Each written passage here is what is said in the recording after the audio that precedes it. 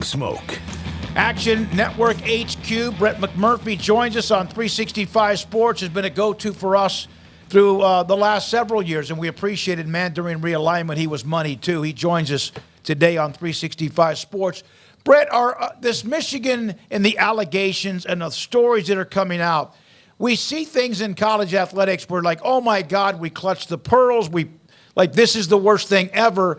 In the end, do you have any idea how this might end up as far as what it may do to Michigan?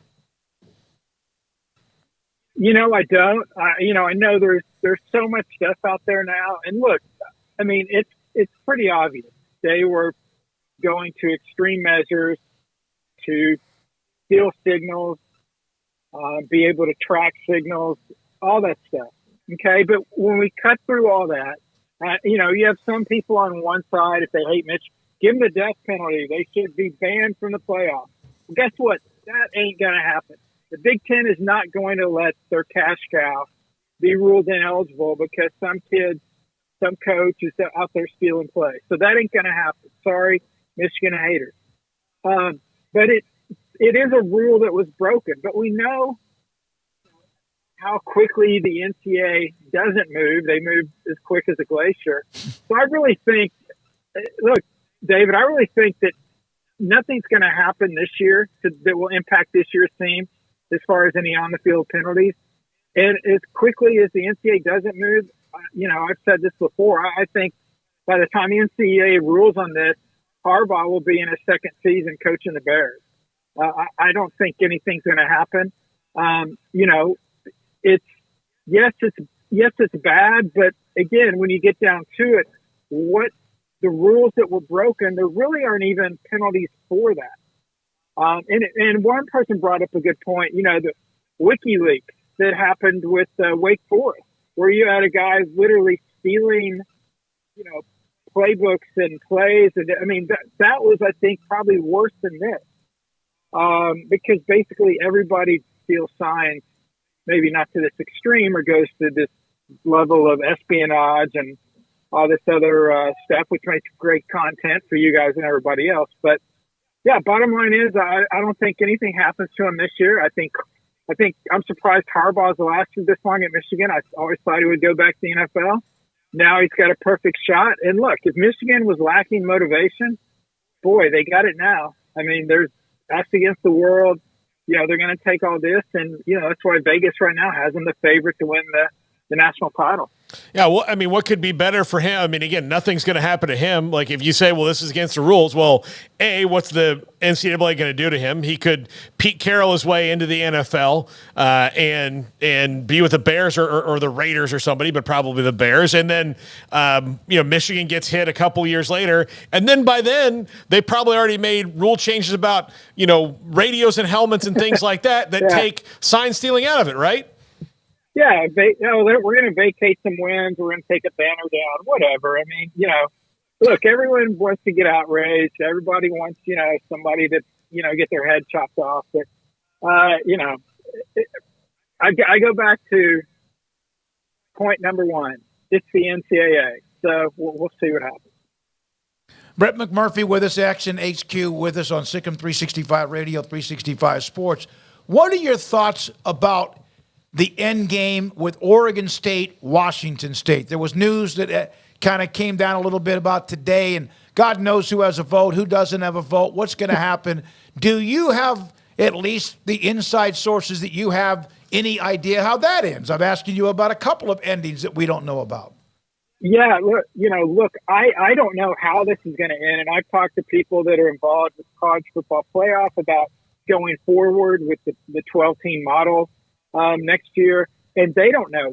They are waiting to see how this thing is resolved, and nobody knows 100% how it will be resolved. And obviously, Oregon State and Washington State believe that they deserve their conference, whatever that is, deserves an automatic bid for the college football playoff in 2024 and 2025, the last 2 years of this current 12-year deal. Obviously, Greg Sankey, the SEC commissioner, has come out publicly and said, look, we've had conferences and now we're basically down to 4, so we need to revisit this. The fact that Sankey's out ahead of this and he's very public with it, I don't think they're going to get that, power automatic designation that they so dearly want. And it's not really even having that automatic, because it's going to go by conference champs. They'll just lop one of the conference champs off and add in a large bid. It's not the conference champ designation.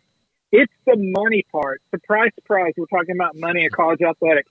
The power conferences right now get the biggest pieces of the pie of the college football playoff revenue, and the group of five get a minuscule amount. In fact, that's what today Army announced officially they're going to the American. Why are they going to the American? Because they will make more money as a member of the American Conference from the college football playoff, whether they go 12-0 or 0-12, than they made as an independent from the college football playoff. They made, this is a couple of years ago. I don't know if it's up to date or not, so I apologize. But basically, they made like $100,000, $200,000 from the college football playoff. You've got teams making millions of dollars from the college football playoff. Just the revenue from the media rights deal. That is not teams that go to the playoff. This is just basically being in a Power 5 conference. Oh, here's your check. Have a great day. So ultimately, money's going to determine what happens with them. It gets tricky because, they'd like to kind of merge with the Mountain West, but be very honest, they're not thrilled with, probably half of the Mountain West. You can figure out which half. And would love to take half of them, but then the have-nots, if you will, the Mountain West, they're not going to vote to allow the haves to go to another conference unless, hey, you want to go, then okay, you're going to pay these huge exit fees, and then the teams that want to join as Pac-12 are like, wait, we don't want to pay an exit fee. We'll have the Oregon State and Washington State come join us. So yeah, it's tricky. It depends on who you talk to, whether you talk to Oregon State, Washington State, whether you talk to the top 6 from the Mountain West, or whether you talk to the bottom 6 from the Mountain West. But something's got to get done at some point, because Oregon State and Washington State's got to find. I guess they can play each other 6 times or something, home and home, to get to 12 games, because they're going to have to fill out a schedule at some point next year. Brett, when it comes going back to Army for just a second, why would the Navy game be a non-conference if they're joining the conference? Because they get like, just put me on a repeat. Because of money. Okay. They get a huge TV deal from CBS to play that game the second Saturday in December every year. Gotcha. So you can't have that be a conference game when the conference championship game is the week before. So basically, Army and Navy will never play as conference members unless there's some kind of scenario where Army and Navy actually finish first and second in the American. Then they would play the first Saturday in December in the AAC championship game. And then the following week, they would play each other again. That sounds weird. In a non-conference game in their usual time slot. So, look, they're not going to ever finish first and second in the American. I think that's a pipe dream. I think they probably realize it too. But that game is such a big deal to them. That's why, they've tried to, get bowls to kind of make exceptions for them. To accept them without playing that game, even though they don't get 6 wins. And, there was a time a few years ago where there were people within college football were like, hey, we're going to put Army and Navy to the screws and say, look, if you want to get into a bowl game, you've got to win 6 games. And if you don't like it, you're going to have to move this game. Well, yeah, I guess how well that went when you try to go up against Army and Navy and they get politicians involved. So that's basically why Army and Navy will play a non-conference second Saturday in December. And, hey, I'm pulling for them. I'd love to see them have to play back-to-back seasons. And what if some bizarro world, the winner of Army-Navy would get into the playoffs? Then they would have to play the first Saturday in the conference championship. They would have to play the next Saturday Army-Navy non-conference game. Then they have to play the next week, the first week of the playoffs. So that would be quite a stretch. What do you think is happening? I'm sorry. Go ahead, Paul. No, you go ahead. I'm sorry. Brett, to the Pac-12 situation or the Pac-2, is their best hope that they can get ruled that the Pac-12 is still the Pac-12 and everybody, no matter who's in it, and that because they agreed to that years ago, that they're still an automatic qualifier and hope that they have some kind of legal leg to stand on, or is that just a big shot in the dark? Well, they and again, it's not the automatic qualifier because there are no automatic qualifiers. But it is the getting the revenue as a power league from the college football playoff. You know, they have no issue with if they're whatever conference makeup that it is. If they're not one of the top 5 conferences, then they would not get a automatic bid to the playoffs. So I don't think they're saying that they deserve an automatic bid no matter where they finish as a conference champ. And what they are fighting for is the money. And again, Sankey's been out front on this. I think Brett Yormark has talked about it as well. You know, look, it's not Oregon State and Washington State's fault. But nobody in their right mind can say a conference that lost 10 of their 12 members still deserves the same amount of revenue that you've had the previous 9 years when you had 12 members. I mean, that's common sense. But common sense doesn't usually mean much in college football. So the lawyers are getting involved and fighting this out, and we'll have to see what happens. The other thing that makes this tricky, guys, is any changes to the revenue sharing and all that minutia, it has to be unanimous in this 12-year deal. It has to be unanimous. So you're thinking right there, well, there's no way Oregon State or Washington State would approve any kind of change. That's true. But if the Power Four tells them, okay, if you're going to hold it, put the screws to us, you know, these last couple of years, then by God, when we go to the new format, it's going to be worth even more money. Paybacks are a bitch. So they'll never say that publicly, but that's kind of what's in play there. So that's why, yeah, I mean, you guys ask great questions. Look, you know me, I tell you what I know. Yep. I have no clue how this thing's going to end up. And I don't think anybody can honestly say they know 100% either. Everyone's just waiting for the dust to settle and for the lawyers to decide what's going to happen.